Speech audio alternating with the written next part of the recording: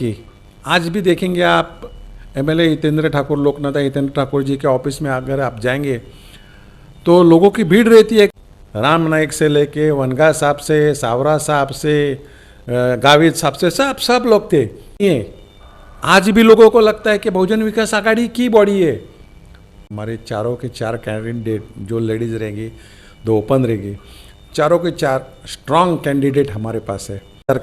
हर सरकार अपने हिसाब से करती है, ये सरकार ने भी अपने हिसाब से की।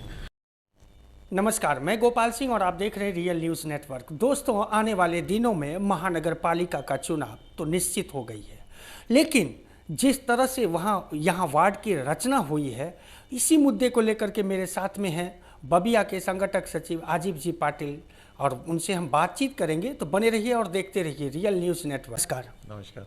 क्या कहेंगे, जिस तरह से संरचना हुई है वार्डों की, ये क्या लगता है कैसा होगा? आने वाले जो चुनाव होंगे उसमें ये वार्ड रचना किस पे प्रभाव डालेगी?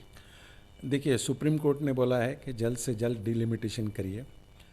हमारा वार्ड रचना हो गया, ऑब्जेक्शन सजेशन में पेंडिंग था, वो भी ऑब्जेक्शन सजेशन हो गया।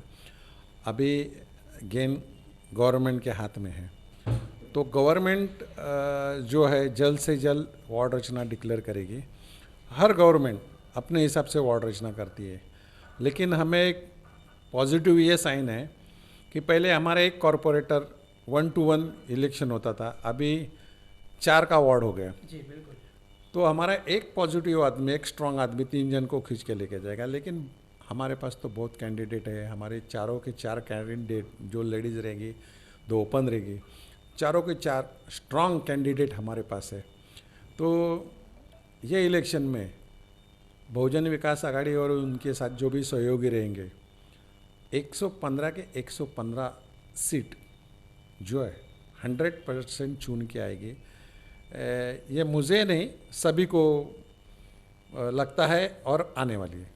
लेकिन क्या कहेंगे, जिस तरह से बहुजन विकास आघाड़ी के कई नेता पाला बदले हैं, तो वो प्रभाव डालेगा आपके पार्टी के ऊपर? तो असर पड़ेगा ना सर?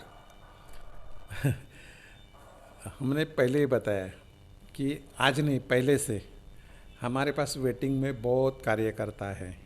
और आपने देखा होगा कि 5 साल तो कॉरपोरेटर कोई नहीं थे, विदाउट कॉरपोरेटर काम चालू था, लेकिन हमारे सब कार्यकर्ता जिस ढंग से काम कर रहे थे, वो अगर आप देखेंगे तो किसी को ऐसा लगा ही नहीं है कि यहाँ पे बॉडी नहीं है। आज भी लोगों को लगता है कि बहुजन विकास आघाड़ी की बॉडी है। और काम लेके आज भी देखेंगे आप एमएलए हितेंद्र ठाकुर, लोकनेता हितेंद्र ठाकुर जी के ऑफिस में अगर आप जाएंगे तो लोगों की भीड़ रहती है कामों के लिए, क्योंकि लोगों को मालूम है कि काम करने वाली ये है और ये काम करते हैं। आज तक ऐसा भी नहीं हुआ कि भाई कुछ काम किया नहीं है। अभी आप देखेंगे इलेक्शन नज़दीक आया ना, तो अब पानी की प्रॉब्लम चालू हो जाएगी, लाइट की प्रॉब्लम चालू हो जाएगी, फिर लोग रोएंगे, फिर इनको दिखाने के लिए ये कई पार्टियाँ है वो हम कर रहे हैं, हम करके लिया है, ये दिखाने की कोशिश करेंगी। बल्कि लोगों को मालूम है बहुजन विकास आघाड़ी को तकलीफ देने के लिए जब भी इलेक्शन नज़दीक आता है तो लाइट जाती है, पानी जाता है, कुछ न कुछ प्रॉब्लम होता है। अभी इतने दिनों में आपने देखा परिवर्तन के नाम, परिवर्तन तो क्या मशीन का परिवर्तन हुआ है, ऐसे तो परिवर्तन नहीं हुआ है, लोगों को भी मालूम है। तो होके क्या हुआ है, क्या डिफरेंस हुआ है, और ओवरऑल आप देखेंगे कि इतने साल में जो होना चाहिए वो हुआ नहीं है। बल्कि इनके एमपी थे, इनके पालक मंत्री थे, इनके मंत्री थे, इनके विधान परिषद के आमदार इनके थे, शिक्षक मतदार संघ के इनके थे, स्थानिक बॉडी के इनके थे। ये इतने साल से 35 साल में करीबन हर 5 साल में कम से कम ये सब मिला के 5 या 6 एमएलए एमपी मिला के इनके ही रहे। लेकिन वो बिल, जो भी बिल फाड़ना होता है, जो ठीकरा फोड़ना होता है, वो तो बबिया के सिर पे ही मंडा जाता है कि 35 साल में उन्होंने क्या किया। हाँ, तो बराबर है ना। वो तो उनके जो एमपी एमएलए थे उनको गिनते ही नहीं, उनको मालूम है उनकी कुछ नहीं। वो तो बोलते हैं कि ये जो भी करना है पॉजिटिव निगेटिव, ये इतना ये ठाकुर ने ही करना चाहिए था। तो बराबर है, हम भी मानते हैं जो अच्छा बुरा जो हुआ है हमने किया, क्यों हमारे सिवा इतने ये एरिया के लिए इतने आमदार थे, लोगों को मालूम ही नहीं इतने आमदार ये एरिया के लिए थे। एमपी थे, राम नाइक से लेके वनगा साहब से, सावरा साहब से, गाविद साहब से, सब लोग थे, लेकिन लोग उनको मानते नहीं क्योंकि उन्होंने कुछ किया ही नहीं है। अब क्या होगा? अब जिस तरह से गणपति बप्पा का एक जो आगमन हुआ और विसर्जन हुआ, तब से जो बवाल मचा शहर में, उस टाइम में भी हमने देखा है, लोगों से बात की है कि ये पहली दफ़ा ऐसा वसई विरार में हुआ जब न सड़क बन पाई, न विसर्जन की प्रक्रिया जो था, जो व्यवस्था होना चाहिए था, वो भी नदारद दिखा। कैसे कि जब बॉडी रहती थी तो बारिश के पहले पैचवर्क होता था, बारिश होने के बाद अगर कुछ छोटे मोटे काम होते थे तो वो रेक्टिफाई होते थे, गणपति के टाइम पे किया जाता था। और बाद में पूरे महाराष्ट्र में देखेंगे या मुंबई के आजू बाजू में पूरा इलाका देखेंगे, पालघर, ठाणा, रायगढ़, सब जगह इससे भी बेकार सिचुएशन है।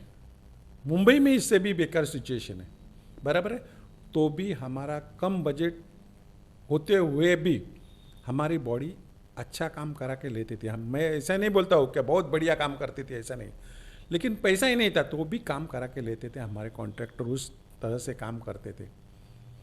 लेकिन अभी इनको पता नहीं, इनकी सोच नहीं, क्या मालूम नहीं है कि इनको समझ ही नहीं रहता है क्या काम करना चाहिए क्या नहीं करना चाहिए, और इस वजह से इनका सिर्फ टाइम रील बनाने में ही जाता है ज़्यादा। तो क्या कहेंगे, ये जो वार्ड रचना हुई है वो सरकार अपने हिसाब से कुछ किया है, कुछ ऐसा लगता है आपको, या फिर जो हुआ है वो सही हुआ है? हर सरकार अपने हिसाब से करती है, ये सरकार ने भी अपने हिसाब से की, लेकिन ये करते वक्त मुझे ऐसा लगता है जिन्होंने भी किया है उन्होंने उनके कैंडिडेट ध्यान में रख के वो वार्ड रचना की है, उन्होंने उनके पार्टी का कुछ देखा नहीं है। इसलिए जो भी सरकार है और उनके जो कार्यकर्ता है वो भी नाराज़ है, उनका गठबंधन है वो भी नाराज़ है, क्योंकि जिन्होंने ध्यान दिया है उन्होंने सिर्फ अपने एक दो कार्यकर्ताओं के लिए कुछ करने गए हैं, लेकिन वो उनके हाथ में कुछ आने वाला नहीं है। 100% बहुजन विकास आघाड़ी और उसकी जो भी सहयोगी पार्टी रहेगी वो 100% चुन के आएगी। बहुत बहुत धन्यवाद आपका। धन्यवाद।